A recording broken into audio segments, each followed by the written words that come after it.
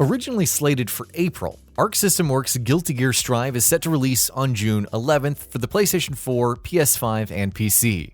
While boasting some incredible visuals, the sequel also brings a host of changes to the series' combat, online play, and much more. Let's take a look at 15 things that you need to know before buying it. Before we go ahead, please consider subscribing to our channel. We upload new videos every single day, and your support really helps us out. With that out of the way, let's start. Story and Arcade Mode. The story of Guilty Gear has revolved around Asuka R. Kreutz, aka That Man, who created the gears. Following the defeat of Universal Will, Soul Bad Guy learns that That Man has surrendered himself to the US government. While his ultimate plan remains unknown, Soul will still take the opportunity to exact revenge and bring their story to an end. Arc System Works has hyped up the story mode as being a conclusion to the long-running arc. There's also Arcade Mode, where players can battle with each character and experience their perspectives.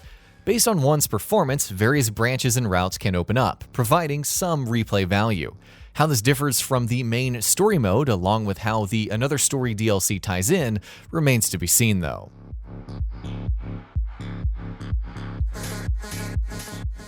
GG World. If you want to learn the history of the entire series, then GG World should satisfy your curiosity. This mode includes a chronology for all events along with a glossary to read up on the various characters. A correlation map is also provided so that you can see the relationships between everyone.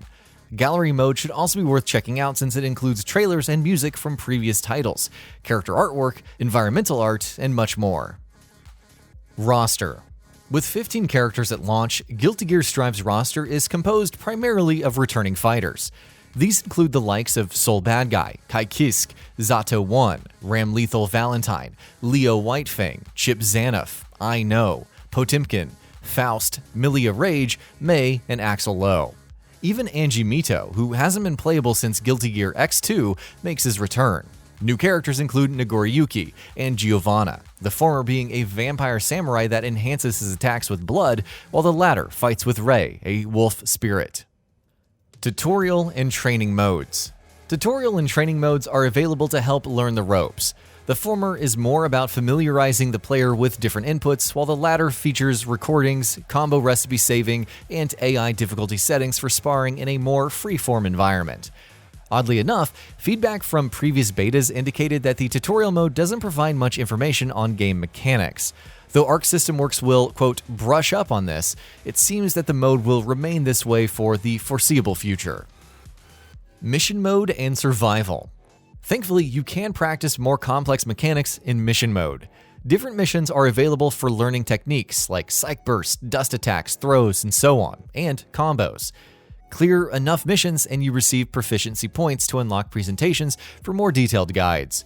There's also the classic survival mode, where players battle against AI opponents while having limited health. Some health is recovered after each win, while a tougher opponent can appear at certain points.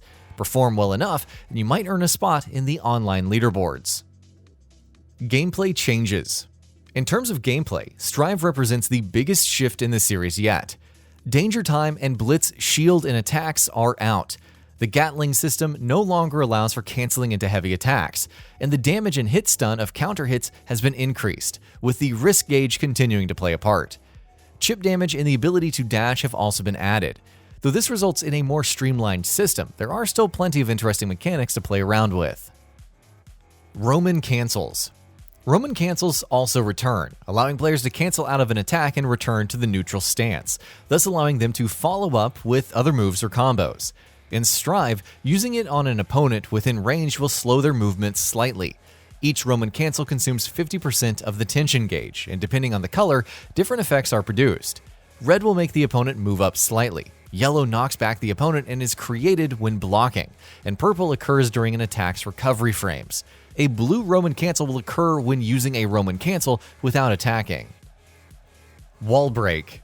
A brand new mechanic is the Wall Break. Hitting an enemy into either corner of the stage can cause them to stick to the wall. Continue attacking them in this state and they'll break through, taking a large amount of damage while also transitioning to another part of the stage. Using this in tandem with the new status effects changes up the dynamic of matches significantly, while also adding some very hype moments into the mix. Tower system for ranking.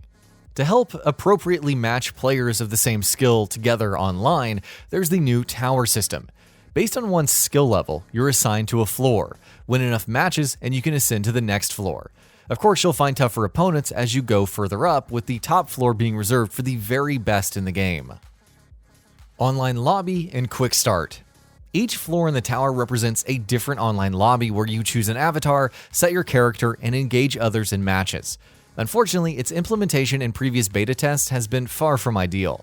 To that end, Arc System Works is adding rematch options, more visible areas for matches, dashing for avatars, expanded areas in the lobby, and much more. Those who just want to get into a match without the online lobby can use the Quick Start feature from the main menu. You can also create player match rooms with different settings, like for the opponent's strength, organizing a training environment, and so on. Rooms can accommodate up to 9 players in total. Rollback netcode. The other big change with Guilty Gear Strive compared to previous Arc System Works titles, with the recent exception of Accent Core Plus R, is the implementation of rollback netcode for online play. The response from the first open beta has been universally positive, with players across regions having little to no issues. While matches across much larger distances won't be absolutely flawless, and it'll still come down to one's connection quality, Strive is already promising some of the best netcode implementation in fighting games yet. 4K 60 FPS on PS5, free PS4 to PS5 upgrade.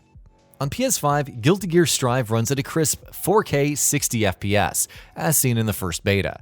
Analysis of the PS4 version revealed a 60 FPS frame rate but a 1080p resolution on the PS4 Pro, and 1536 by 864 resolution on the base PS4. It is possible that the output resolution will be increased for PS4 platforms by launch, but any major leaps seems unlikely. The PS4 version can be played on the PS5 with a maximum output resolution of 1080p. However, those who own that version can upgrade to the PS5 version at no additional cost. Crossplay. That 60 FPS performance across all PlayStation platforms makes even more sense considering crossplay. Arc System Works has confirmed plans for crossplay between the PS4 and the PS5. However, PC is unfortunately not supported, which means Steam players cannot duke it out with those on consoles. Deluxe and Ultimate Edition details. 2 special editions of Guilty Gear Strive are available to pre-order, the Deluxe Edition and the Ultimate Edition.